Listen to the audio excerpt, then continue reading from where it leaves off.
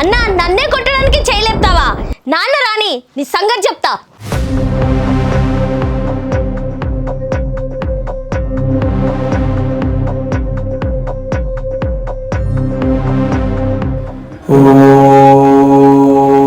ఓం నమః శివాయ.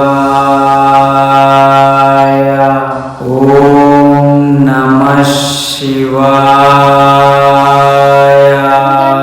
నా 8 సంవత్సరాల శిక్షణ పూర్తయినట్లే కదా. ఇప్పుడు నేను పూర్తిగా నాగసాధువునే కదా.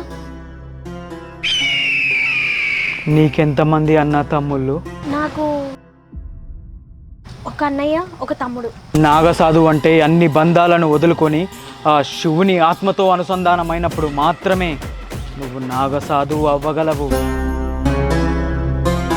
నీ మాట, నీ శ్వాస, నీ ఆలోచన, నీ బాధ, నీ సంతోషం, నీ ఆత్మ ప్రతిదీ ఆ శివ పరమాత్ముడితో నీ ఏకమైనప్పుడు మాత్రమే